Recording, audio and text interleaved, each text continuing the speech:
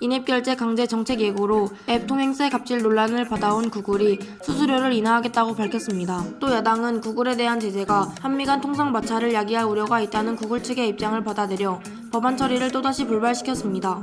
국회 과학기술정보방송통신위원회 정보통신방송법안심사소위원회는 23일 오후 구글 갑질방지법으로 불리는 전기통신사업법 개정안 7건을 심사했으나 이날 법안을 처리하지 않고 보류했습니다.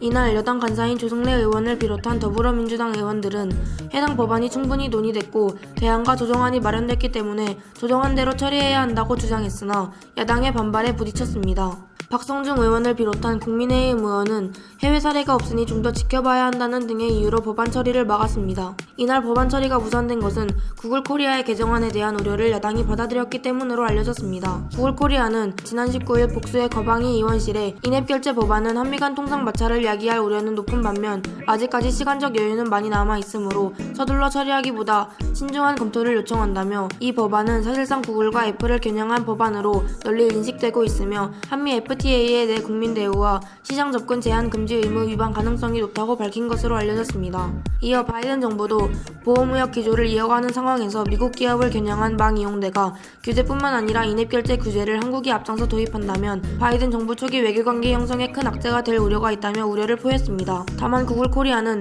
절충안으로 인앱 결제 수수료 인하 계획을 밝혔습니다. 구글은 오는 9월 30일부터 게임의 모든 앱에 자사 결제 시스템을 강제 30% 수수료를 부과하겠다는 방침을 밝혀 앱 통행세를 걷는다, 갑질한다는 반발에 부딪혀 왔습니다. 과학기술정보통신부 의뢰로 한국모바일산업연합회가 발표한 실태조사에 따르면 구글이 인앱 결제를 강제할 경우 수수료 수입은 최대 1,568억 원으로 증가할 것으로 추정됩니다. 이에 현재 국회에는 독점적 지위를 가진 앱마켓 사업자가 특정 결제 수단을 강제하지 못하는 내용 등을 담은 전기통신사업법 개정안 7건이 상정돼 있는 상황입니다. 당초 여야는 지난해 국정감사 기간에 인앱 결제 관련 법안을 처리하기로 합의했으나 국감 마지막 날 야당이 졸속 처리는 안 된다며 입장을 바꾸고 구글이 인앱 결제 적용 시기를 일부 늦추면서 일단 숨을 골랐습니다. 구글은 9월 30일 업데이터 정책 시행 전에 중소개발사 지원과 사업 모델 개선을 위한 검토를 진행 중이라며 구글 본사 차원의 글로벌 정책 변경이 필요한 사항으로 본사를 움직이기 위해 적극 노력하고 있으니 그때까지 법안 처리를 기다려주길 요청한다고 전했습니다. 구글은 구글 플레이가 도입된 190개국과 논의를 거쳐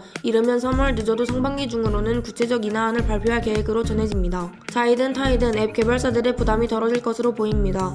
애플과 원스토어도 각각 수수료를 절반으로 인하하는 정책을 보인 바 있으므로 구글 역시 이에 참여하면 개발사들의 부담이 크게 줄어들 것으로 보입니다.